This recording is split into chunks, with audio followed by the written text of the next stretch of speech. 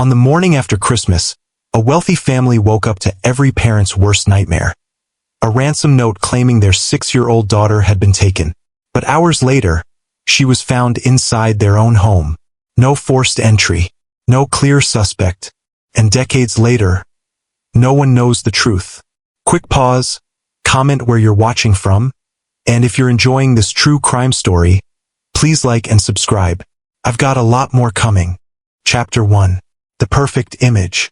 In the heart of Boulder, Colorado, behind the iron gates of a sprawling Tudor-style home, lived a family that seemed lifted straight out of a storybook. John Ramsey, a self-made businessman, founder of a thriving computer company, had built a life most people only dreamed of. Patricia and Ramsey, known simply as Patsy, was his radiant wife, a former Miss West Virginia, a woman of grace, ambition, and infectious warmth. Together, they had 3 children, and of all the gifts this privileged life had bestowed upon them, none shone brighter than their youngest, JonBenét. She was 6 years old, with golden ringlets cascading past her shoulders, wide blue eyes full of mischief and light, and a smile that could silence a room. JonBenét was by every measure extraordinary. But it wasn't just her beauty that captivated people. It was her presence, an effortless magnetism that seemed far too wise, far too vivid for someone so small. Patsy had introduced JonBenét to the world of child beauty pageants, and JonBenét had taken to it like a natural. Sequin gowns, tap numbers, rhinestone crowns. Stages across Colorado and beyond had seen this little girl perform with a confidence and joy that made audiences fall completely in love with her. She had won titles: Little Miss Colorado, National Tiny Miss Beauty. America's Royal Mississippi trophies lined the walls. Photographs documented every triumph. To the outside world, the Ramseys were the picture of American success.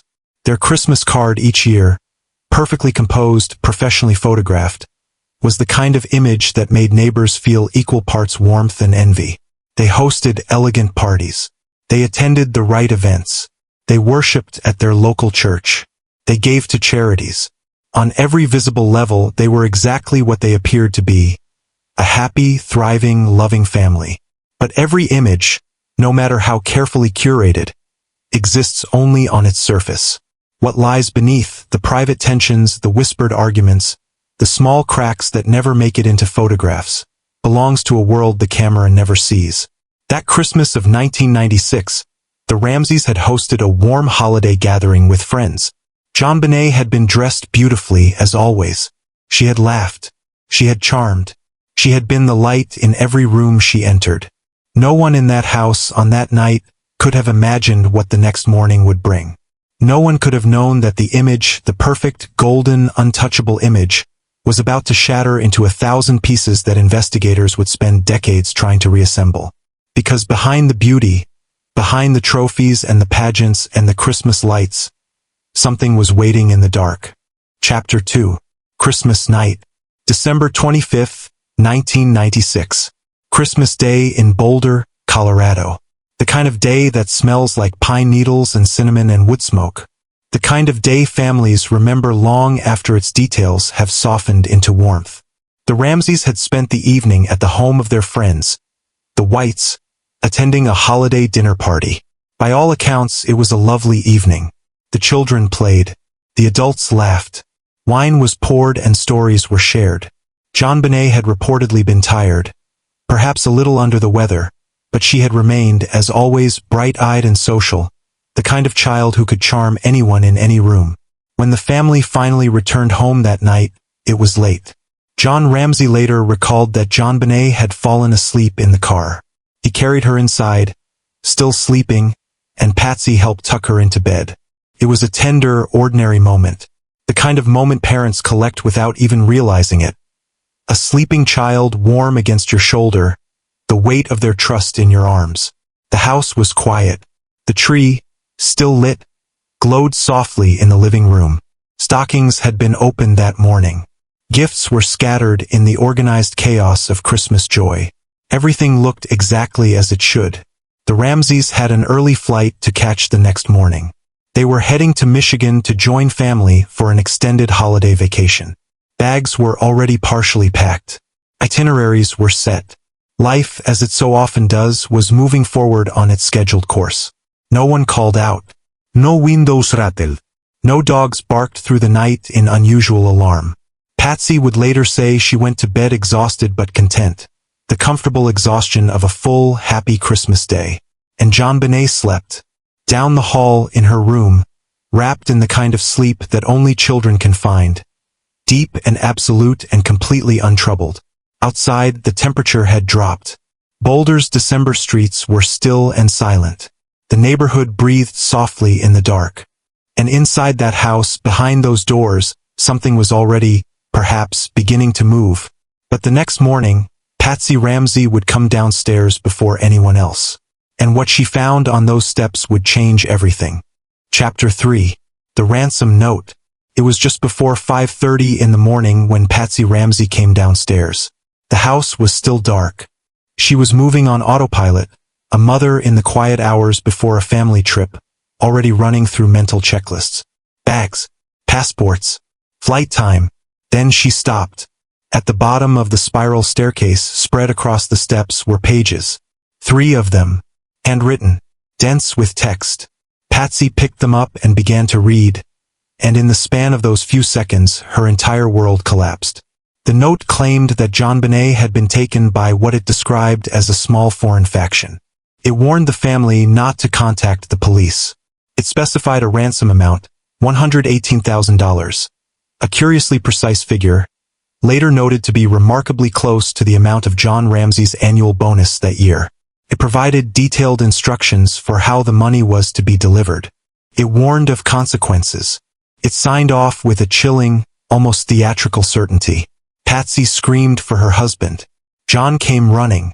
They checked JonBenét's room. She was gone.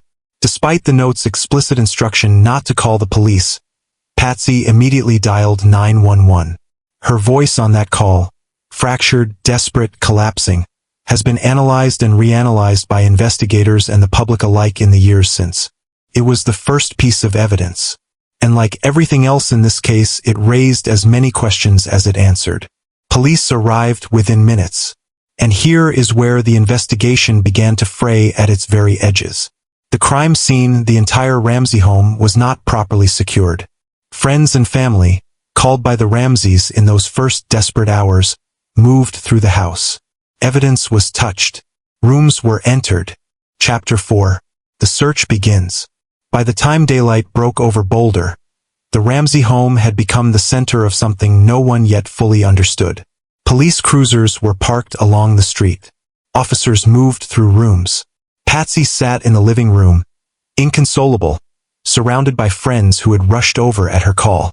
John moved through the house with the barely contained tension of a man whose world had split in two. Boulder police, dispatched to what they initially treated as a kidnapping in progress, found themselves in unfamiliar territory. The department had never handled a case quite like this. Their decisions in those first hours, what to secure, what to allow, what to document, would be scrutinized for decades. Friends and family moved freely through the home. Coffee was made. Conversations happened in kitchens and hallways. People opened doors, moved through rooms, sat on furniture. Every person who passed through that space in those early hours was unknowingly walking through a crime scene. Trace evidence. Fibers, fingerprints, hairs, the invisible language of forensics, was being disturbed, contaminated, potentially destroyed with every passing minute. A detective was assigned to stay with the family. Victim advocates were called in. The question everyone was asking, where is JonBenét? Hung over the house like a physical weight. The ransom note had promised further contact. The family was told to wait, and so they waited. Hours passed. The morning stretched on with an unbearable slowness. Patsy wept. John grew increasingly restless. Friends spoke in hushed, careful voices. The Christmas tree still stood in the corner of the living room, its light still twinkling, a dissonant note of normalcy in a house that had stopped being normal. Sometime in the late morning, a detective asked John Ramsey and a family friend to walk through the house and check whether anything seemed out of place. It was a standard request. It was also, as it would turn out, a fateful one. They moved through the rooms methodically, the kitchen, the garage, the upper floors, and then John Ramsey opened the door to the basement. The wine cellar, a small, windowless room in the far corner, had a white blanket partially blocking its door. John pushed it open, and in that moment, everything the family had hoped, everything they had prayed for through those long, agonizing morning hours, became impossible. Chapter 5. The Shocking Discovery. What John Ramsey found in that basement room was something no father should ever have to see. JonBenét was there, on the floor of the wine cellar, her wrists bound above her head with a cord, a piece of tape over her mouth, a cord around her neck. She was dressed in white, the same long-sleeved shirt she had worn to bed the night before. Her feet were bare. John Ramsey let out a cry that witnesses in other parts of the house would later say they would never forget. He pulled the tape from her face. He picked her up, his daughter, his little girl, and carried her upstairs. He called her name. He held her against him as if the force of a father's love could undo what had already been done. But JonBenét was gone. She had been gone, medical examiners would later determine, since sometime during the previous night. The cause of death: asphyxiation from strangulation, combined with a blow to the head. She was 6 years old. The moment John carried JonBenét upstairs, the investigation changed irrevocably. The case was no longer a kidnapping. It was a murder, and the victim had been inside the house the entire time, while police walked above her, while friends poured coffee, while a family waited for a phone call that was never going to come. The failure to properly search the home in those first critical hours became one of the most agonizing details in an already agonizing case. Standard procedure in a kidnapping investigation would have included a thorough search of every room. For reasons that were never entirely explained, that search had been incomplete. The crime scene was now doubly compromised. John had touched JonBenét, had moved her, had, in his grief, done what any parent would do, and in doing so, had further complicated the forensic picture that investigators desperately needed to read. Patsy collapsed. The house, already strained to its breaking point, shattered. Officers on scene, many of whom had never worked a homicide, found themselves in a moment that would define the rest of their careers. And outside, on the quiet streets of one of America's most affluent neighborhoods, word was beginning to spread. By nightfall, the Ramsey name would be known across the country. And with the glare of that attention came something neither the family nor the investigation was prepared for. Suspicion. Chapter 6. Suspicion and Scrutiny. In the days that followed JonBenét's death, Boulder became the center of a media storm unlike anything the quiet university town had ever seen. Satellite trucks lined the streets. Camera crews camped outside the courthouse. Every evening news broadcast in America carried the story: the beautiful little pageant queen, the Christmas murder, the mystery that had no answer. And with that coverage came something inevitable: speculation. Public, relentless, and increasingly directed at the people who had been closest to JonBenét. Investigators questioned John and Patsy Ramsey at length. Their interviews were conducted separately, as is standard in homicide investigations. Detectives noted what they later described as inconsistencies. Small contradictions between accounts, moments where recollections didn't quite align. Whether those were the natural imprecisions of shock and grief, or something more, became a central question that neither side would resolve. Patsy's demeanor was heavily scrutinized. Some felt her grief seemed performed, theatrical. Others saw in it the raw, unraveling agony of a mother who had lost her child. Amateur analysts dissected her every word, her every gesture, her every appearance on camera. The court of public opinion, never a patient institution, had already begun rendering verdicts. The handwriting analysis of the ransom note had yielded inconclusive results. Examiners could neither definitively confirm nor rule out that Patsy had written it. That ambiguity became its own kind of indictment in the public imagination. John Ramsey, quieter in his grief, was perceived by some as unervingly composed. His business background, his measured tone, his lawyer's presence in interviews, all of it fed a narrative that painted him as a man with something to hide rather than a father destroyed by loss. The Ramseys hired attorneys. They hired public relations professionals. They gave select media interviews. Each of these decisions reasonable, perhaps even necessary, given the unprecedented scrutiny they were under, was interpreted by skeptics as evidence of guilt. And yet, the Boulder police had no arrests to make. No definitive physical evidence pointed conclusively at any single person. The case remained open. The family remained suspects in the public eye even as prosecutors declined to charge them. Because while the world debated the guilt of those inside the house, another question was quietly gaining force. What if the killer had never been a part of this family at all? Chapter 7. The theories. In the absence of a conviction, of a name, a sentence, a door closing on this case, theories multiplied. They were debated in courtrooms and on cable news programs, in true crime forums and in academic papers. And at their core, they split into two broad and deeply opposing camps. The first theory, call it the intruder theory, held that someone from outside the family had entered the Ramsey home that night, murdered JonBenét, and escaped without leaving conclusive evidence of their presence. Proponents pointed to a series of genuinely troubling details. A window well on the basement level showed signs of disturbance. A broken suitcase had been placed beneath the window, as if used as a step. And most significantly, DNA. In the years following the murder, forensic technology advanced. DNA found on JonBenét's clothing, specifically on the waistband of her underwear, did not match any member of the Ramsey family. It did not match anyone in law enforcement's databases. It belonged apparently to an unknown male. The Boulder District Attorney's Office eventually released a statement in 2008 formally clearing the Ramseys, citing this DNA evidence. The evidence, they said, was consistent with an intruder. But skeptics pushed back. Touch DNA, they argued, can transfer innocently through manufacturing, handling, contamination. The absence of a match was not, in itself, proof of an intruder. And the logistics of the intruder theory presented challenges. How had someone entered the house? How had they composed that remarkably specific ransom note inside the home? How had they committed the crime without leaving a clearer forensic trail?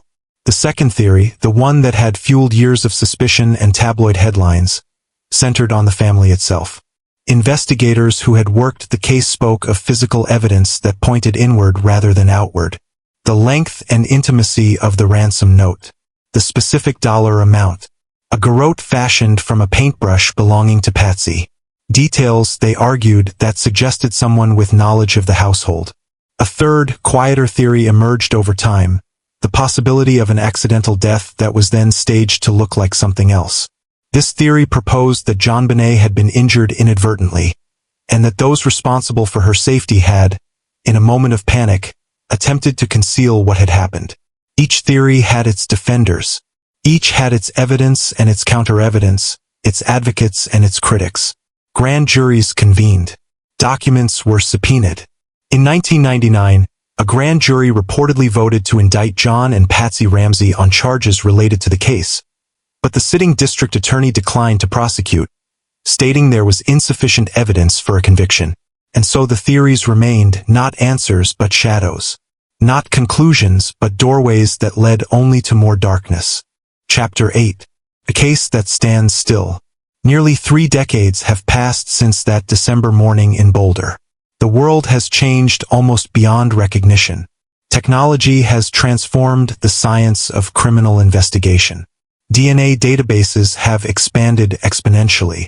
Cold case units have used modern forensic tools to solve murders that had been cold for 30, 40, 50 years. And yet, JonBenét Ramsey's case remains open. Patsy Ramsey was diagnosed with ovarian cancer in 1993, went into remission, and was diagnosed again in 2002. She died in June of 2006, never having seen the case resolved. She maintained her innocence until the end. 2 months after her death, the case briefly exploded back into international headlines when a man named John Mark Carr, a schoolteacher arrested in Thailand, claimed to have been with JonBenét when she died. The world held its breath. DNA testing cleared him within days. It was yet another dead end in a case that seemed to specialize in them. The Boulder Police Department and the Boulder County District Attorney's Office have maintained a complicated and often contentious relationship over the course of this investigation. The early handling of the crime scene, the decisions made or not made in those first critical hours, has been the subject of ongoing criticism. Investigators who worked the case have written books, given interviews, expressed frustration. There are those who believe they know what happened. There are those who are certain they don't. In 2008, when the DA's office formally cleared the Ramseys based on the unidentified DNA, many felt a measure of closure on at least one question. Others remained unconvinced, arguing that exoneration of the family was not the same thing as identification of a killer.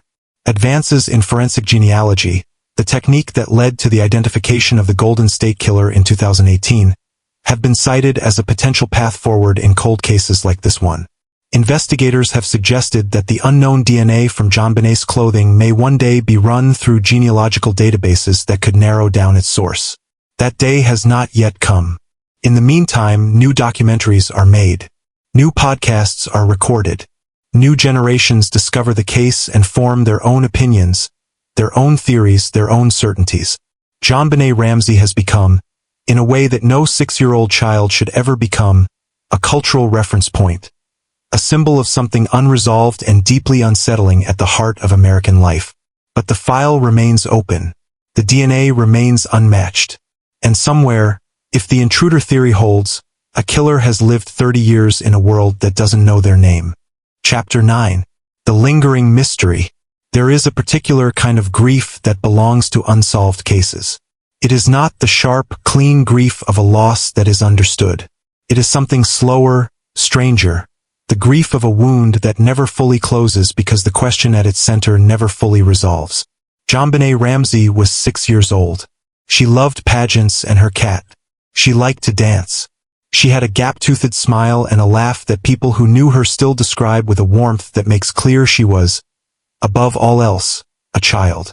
A specific, irreplaceable, beloved child. In the years since her death, her image has been reproduced thousands of times. The glittering stage photographs, the rhinestone crowns, the sequined costumes. Those images have been used to illustrate stories, to sell magazines, to anchor documentaries. They have become so familiar that it can be easy to forget that they capture only one small dimension of a child who was far more than any single photograph could contain. Her family has been permanently altered.